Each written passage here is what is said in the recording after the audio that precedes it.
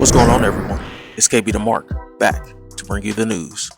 On today's Wrestling Report, we have many stories, starting with news on Ace Steel, a ref is upset about AEW debut, Friday night Smackdown recap, and many more stories. Please don't forget to leave a like on the video, subscribe to the channel, and push that notification bell to stay up to date. Now, without further ado, let's cue that intro. I'm a visionary, revolutionary. I'm a visionary, revolutionary.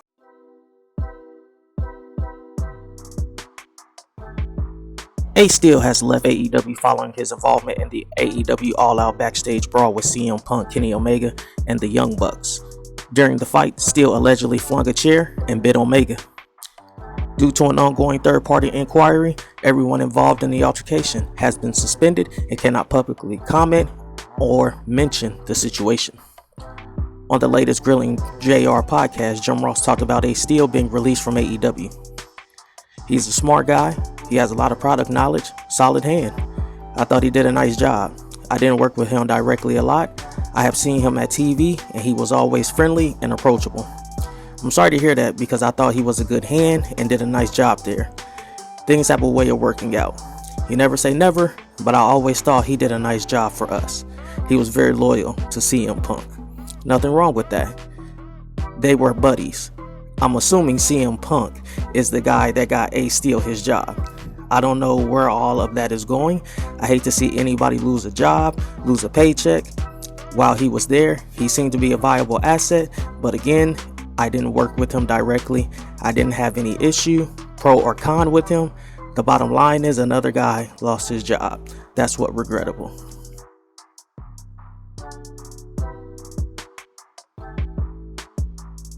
Darby Allin was interviewed by Renee Paquette on the Sessions podcast. Renee asked Darby how he was feeling physically considering all the bumps he takes inside and outside the ring. I feel amazing actually, and I've been jumping off washers and dryers on the concrete since I was 4.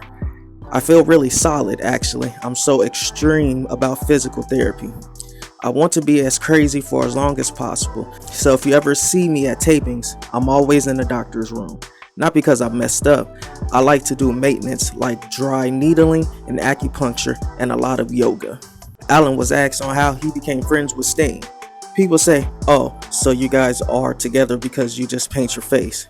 But it's crazy what people don't see behind the scenes, like how much we get along. During the pandemic, I would change in the boiler room.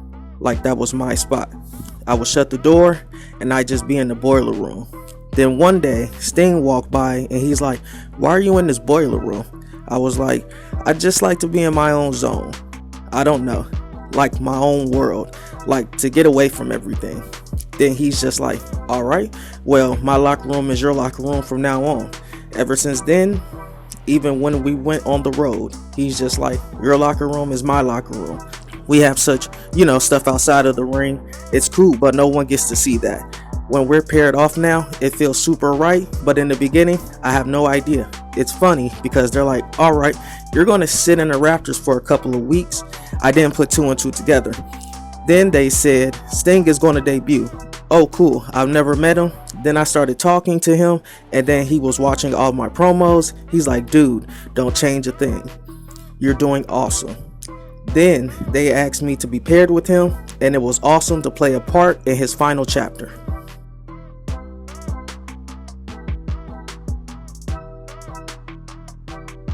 Mike Bennett, Maria Kanellis, and Matt Taven left Impact Wrestling after the TV tapings after Bound for Glory and made their AEW Rampage debut just a few days later.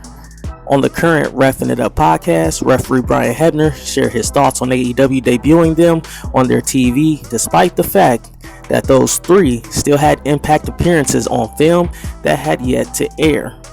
I am so very happy for them. I really am. I became very close in the short time that I was able to work with Maria and Mike, and they are just wonderful people. I love them, and I think they're the sweetest people in the world. They have beautiful kids. They're just wonderful people. I'm not as close with Taven, but boy, we became really good friends too in a short period of time. What a great dude he is. I'm just so happy for them.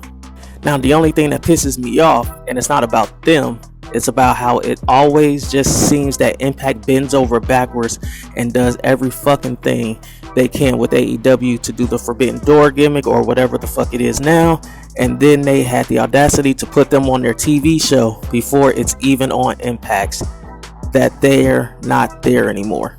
You can't just wait or talk about it. You have to introduce them before the storyline comes out on Impact. It's all about them all the time, and it just kind of sucks. If I was Scott D'Amore, which I'm not, thank God, because I couldn't be as patient and as gentle and as nice as Scott, I would just be pissed. It just infuriates me because I just know when I was there, we did things for them as much as we could and did it right. And it just seemed like they just wanted to turn around and do what they wanted to do, how they wanted to do it. And they didn't give a shit. It is what it is. They think they're the bigger company, which I guess they are. But that doesn't mean that you can do whatever the fuck you want. But I guess they can.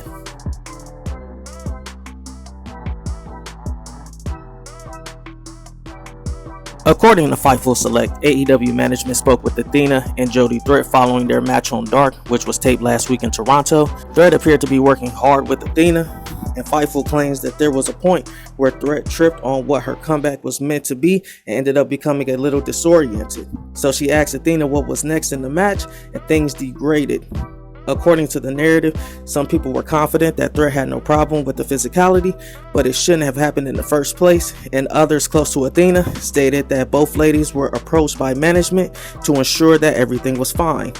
According to a source acquainted with the issue, this should have been an opportunity to lead by example rather than allowing the mess to degrade into what it became. Threat apparently did not complain, and there was no backstage conflict between the two ladies, according to a source. And Threat is not like of the limelight that comes with circumstances like this, as she has sought to stay away from the political side of things in wrestling. I'm going to kick it over to Camille Salamander for the recap of Friday Night Smackdown and AEW Rampage. What's going on, everyone? It's Camille Salamander here to bring you the recap of Friday Night Smackdown and AEW Rampage. First, we're going to go ahead and start off with Smackdown. Now, Smackdown had opened up with Sheamus versus Solo Sikoa. Now, Sheamus and Solo, they ignited in a rivalry a week ago as part of the Fatal 4-Way match to determine the number one contender to the Intercontinental Championship. Friday night, they had clashed for the first time in singles competition. Now, this was a physical encounter from the start of the show. Now, after the match, the heels, they will beat up Sheamus, injuring his arm, while the heels stand tall to end the segment. Up next, we had a Bray Wyatt promo. Now backstage, Bray Wyatt had continued his promo for last week, but this time with a new demeanor. He's spoken to the camera, but my question is, who was he talking to? Was he talking to us as the fans, or the man in the mask who interrupted him? Up next, we got Liv Morgan versus Sonya Deville. Now Morgan was intense and aggressive, and she was daring Deville to punish her with different strikes from her arsenal. She was unfazed and created a pile of chairs, which she centered in the center of the ring, and she proceeded to deliver a suplex onto them, dishing plain until her and her opponent. Up next, we got Braun Strowman, Omos face to face. To simply put this, it's two huge beefy men face to face. Braun Strowman, he got pushed out the ring and he started talking stuff. That's pretty much it. Up next, we got Raquel Rodriguez and Shotzi versus Damage Control. Damage Control, they will retain. Up next, we got Rey Mysterio versus Ludwig Kaiser. Now, Mysterio, he will defeat Kaiser and he will look strong coming into his upcoming match with Gunther. Now, to me, it would be really crazy if Mysterio ended up picking up the win. Up next, we got Logan Paul to end the show. Now, Paul, he had cut a fire promo that was exciting until he was attacked by Jey Uso, who was then distracted by Sammy, who caused Paul to get a lucky blow to knock out Jey.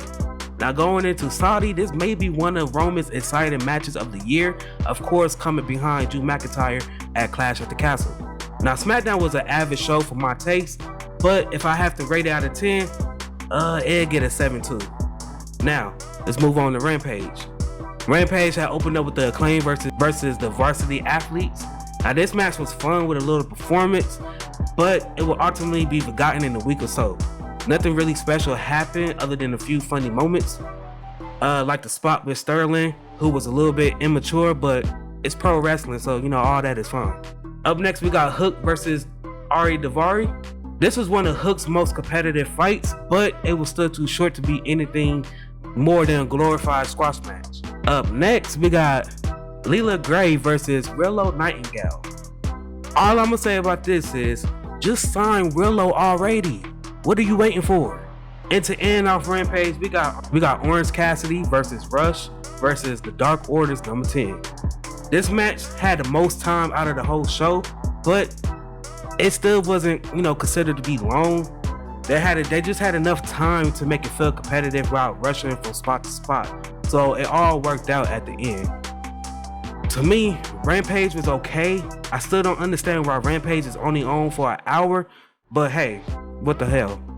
Rampage get a 6-8.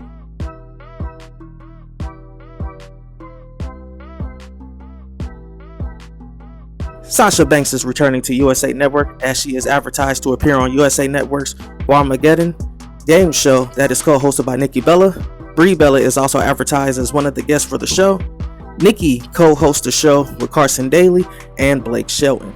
That's it, guys. This was a quick news video. Thank you for tuning in. Please be sure to check out more videos from the channel. Don't forget to like the video, subscribe to the channel, and push that notification bell for daily wrestling videos. Once again, I'm KB the Mark, signing off. Until the next one. I started with nothing and came out a king. I've been the one that's been ballin' for rings. It's been me and my team and we chasing the green. My team be the shit, we ain't ballin' for free. My team be the shit, we ain't ballin' for free.